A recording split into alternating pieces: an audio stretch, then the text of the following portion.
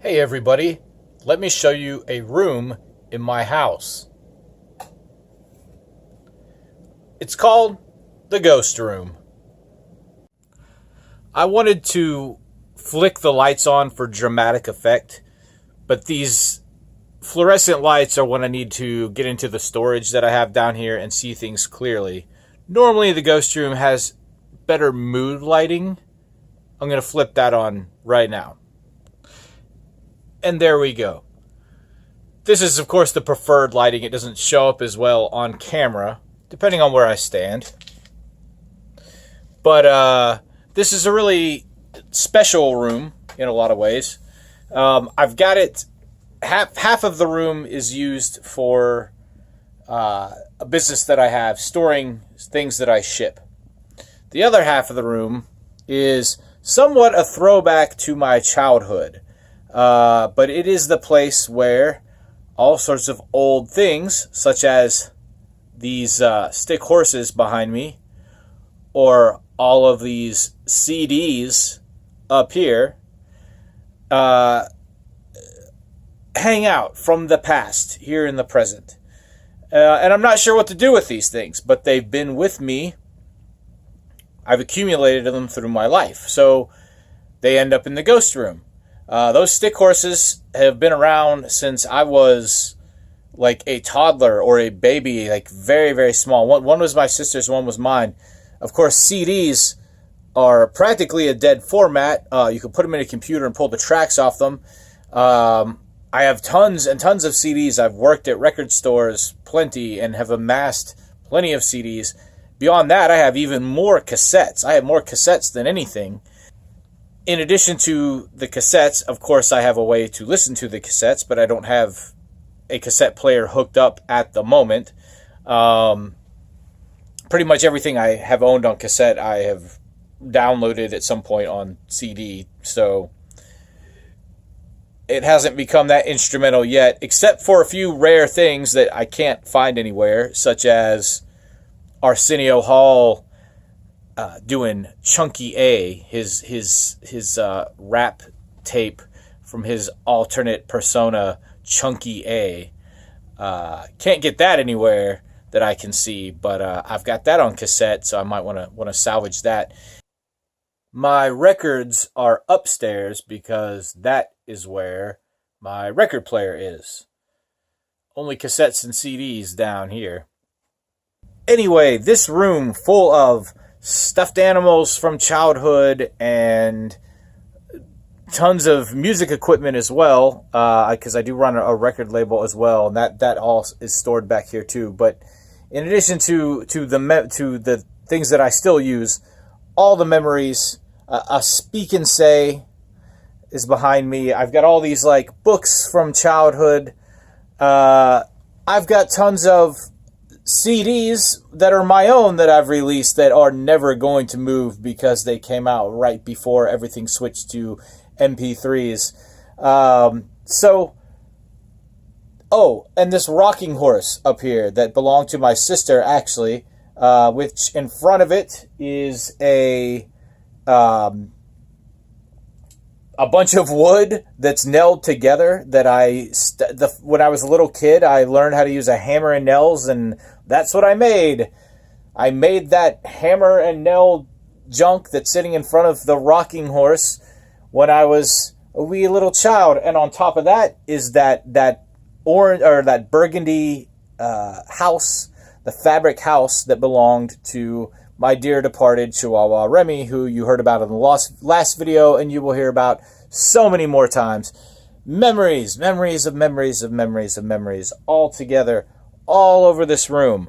Hence, the ghost room. That globe, had that forever. Things that are not so old, such as this clock from just like, I don't know, 8 years ago, found at a thrift store with some person I was dating at the time. A Rice Krispies, a box of Rice Krispies from the hotel in Las Vegas when my girlfriend and I were out there just like 3 years ago. That might not stay long forever. I'm not that attached to a box of Rice Krispies.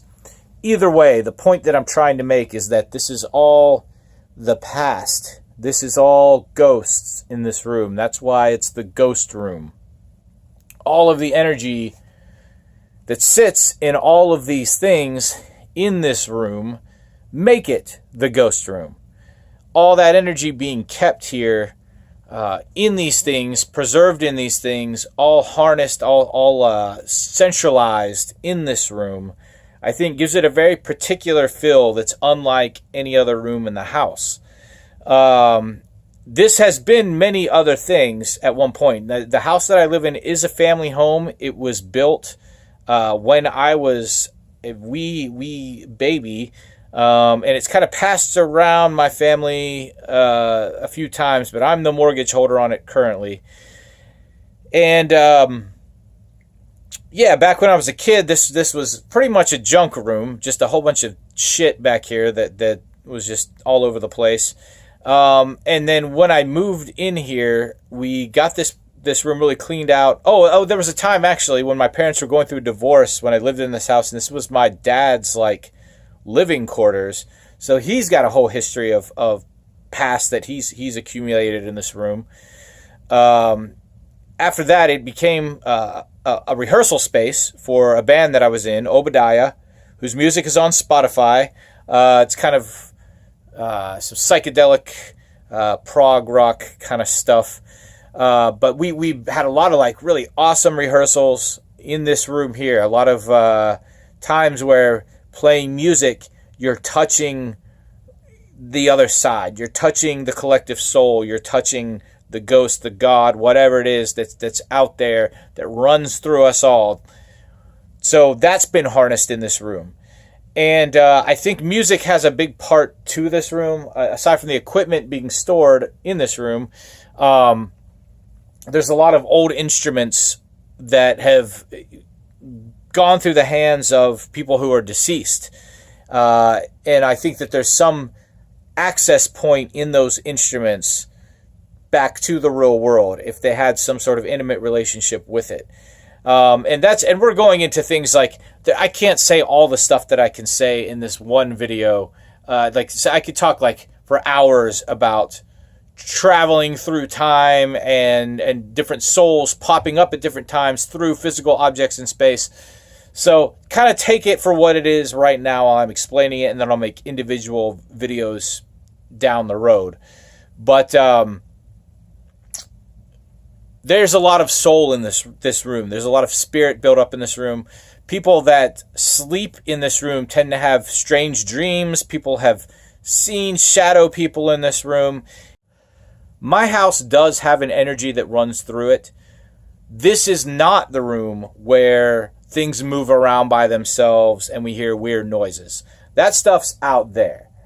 There's this particular section of the house, downstairs and upstairs, where there's a lot of physical manifestations of things that cannot be explained and have been for years and years and years and years. I'll do a separate video on that.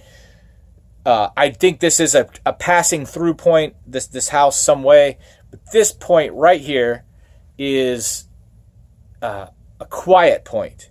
A quiet point for souls and ghosts. And the collective soul. The energy here in this room is, I don't want to say static and I don't want to say stagnant, because it's ever present, but it's ever churning, not building, not decreasing.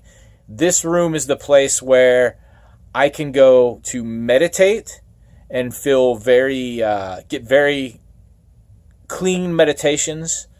And that is what I use this room for. More than anything, it's some way storage. It's a good place to just come hang out. There's no television down here, though there is a stereo, so we can listen to music. This room is also underground, so whatever's buried out in the yard and been put down into the ground over time, over the passing of time, I am either below it or equilateral with it. So my pet cemetery, which is straight that way, is those graves. If I could walk forward through physical matter, I could walk right up to the bodies of my dearly deceased beloved pets. So another thing about the energy, this being a reservoir for the energy, it is underground. You think about water. Water can seep down into the ground infinitely. It can hit all the plants on the way and do all these wonderful things, and the water can keep dripping down and dripping down and dripping down further into the earth, further into the earth. Well, if soul is spread out within and between all of us, inside everything we do, everywhere we go in our entire lives, then soul can definitely make it through the soil. So again, this room, I see it as a place where soul can, or is at least invited to come in, hang out, and relax. And I think that's what happens here. It's an easy place to sit down, set an alarm, close your eyes, and meditate. I'll make future videos about meditation. There's some people that are like, probably going to be like, well, it doesn't matter what the room is like, I can't meditate. I will help you with that. I am not someone who used to meditate. I used to always take that line that was like, oh, I'm always meditating, I don't need meditation. No, there is meditation's a real deal thing that can really like clear your mind, make some things clear, but also inject you into the collective soul, and you can learn more about death, more about life through meditation. You can center yourself through meditation. There's a lot of positives. This is the room for that. This is the room where when I am meditating, I feel that I am embraced by all of the souls in the area, or have come into this house, or have come through the meditation. Whatever it is, however they get here, however it works, whatever that collective soul is that harnesses all of the history of time and everything that's past and everything that's here and everything that channels it through however it can come and go in this world, in this place, in this room, those things are present, those things are welcome, and as long as they're good things that aren't going to like hurt anyone. That is another thing. This house in general does respond in kind to the energy that goes on in it. If things are going badly here, then a lot of weird stuff goes on and things get really creepy and difficult. There's times where the energy just disappears completely if there's a certain person in the house. And I'll get in all that, but for the most part, this room right here, being underground, having all the memories of all these things through time, this is the ghost room. This is where the collective soul is welcome to come and settle itself. And myself and my friends and anyone else can come down here and settle with it. There is definitely something to be said about having all these objects carrying all this energy through time. Even if the time doesn't go much further back than the 80s or 70s. I was born in 1980. I do have a lot of heirloom stuff that does go back much further than that, for sure. And it's all down here too. So, but I think there's something to be said of that, because as things move through time, as people interact with them, they accumulate energy. They make a heavier resonance. They exist in more dimensions than one. Because every time somebody else acquires a new object, they're bringing that object into a new dimension. And when you look at like the whole multiverse and whether or not we're living in a simulation and all that, there are objects, there are people, there are places that surely must exist in multiple dimensions, that have been around long enough to pierce through multiple dimensions. And though they may exist in multiple places at once, among those places is right here, right now. And there's a lot of stuff like that in this room that's been around, been here, hand to hand, place to place, through time, and now it's right here. That's why antique stores and stuff like that, thrift stores, it's magical. That's magical stuff. Those are magical places because you have objects that have garnered much energy through time, that have become meaningful. They've survived past one purpose. They have branched out, because every moment that we live is branching out from one reality into another, into another. And though you may not see yourself or the things around you moving into alternate realities, it's happening. Your consciousness might stay with this one right here because this is where it needs to be because of the limitations of your mind and your reality. Physical objects like this don't have a mind, they don't have a reality, they don't have the perception. Therefore, they are more permanent. They can't think about it. They go where they're put.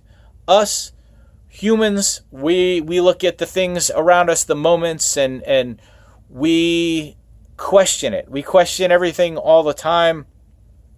If we woke up in two realities at once, or say, for example, we were driving a car and then teleported from one street to another, we would question and be like, whoa, whoa, whoa, whoa. These things can't question it. They are solid objects, simply acquiring the energy of the past and carrying them forward into the future with no thought, no interpretation, nothing to internalize. That is all on us. And this room, my ghost room, is the place where I do that. Just want to share that because I think it's an interesting room in the house. I will make more videos about meditation and how to use things like that.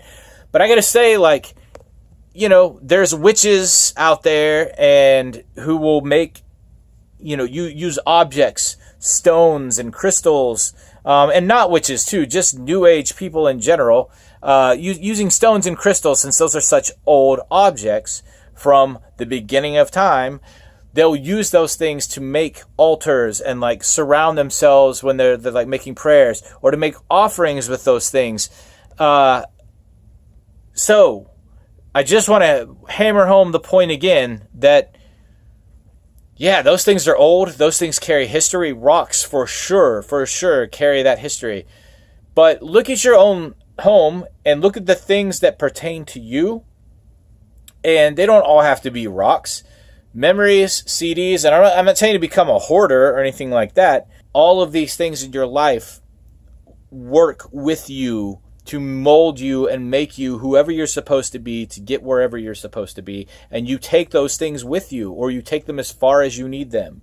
So if they're still with you, that's power in numbers. That is more atoms acquired through time, or carried with you through time, that are on your side. They are your resources. Now, there's definitely something to be said about getting rid of things that you don't need anymore, and going off the cuff through life with as little as possible. If you've ever seen that movie Up in the Air, it's what George Clooney talks about. Fill a bag with all of the things that you own, all the people that you know, blah blah blah blah blah. It's hard to move with that bag. That's very true. I think accumulation is not for people that want to be moving around on the go all the time. I do like to travel, but if you're set for a while and you know where you're at and you have things from the past, use them to your advantage. Use them to touch the collective soul. I don't live in the past. I am much more of a future-based person, worried and wondering about what's going to happen next and what I can do with my life and blah, blah, blah, blah, blah. Not telling you to stay in the past. I think that if you do own nothing and you just move moment to moment, there is something about that as well. But typically, people that live only that way don't necessarily hold jobs and worry about money and that kind of thing if you're in the extreme of that. But if you're trying to hold down a mortgage and you do have a place and you have to pay the bills and you're kind of stuck where you are, I, again, highly encourage to surround yourself with some sort of thing that is older than you or that has touched your life in older times, and you will find a easier time in meditating, an easier time in connecting when you have that place and you can invite the past and the future to connect together at that place with you. So that's what this room is for. Relics of the past. That's why we have museums. This is why we have, that's why we watch movies, and record them instead of, doing plays. The permanence of the past, the connection to keep us there. and to keep us remembering and knowing that it existed also keeps us knowing that we're moving into a future, and that this moment right here that we're in right now will very, very soon expire into the past as well.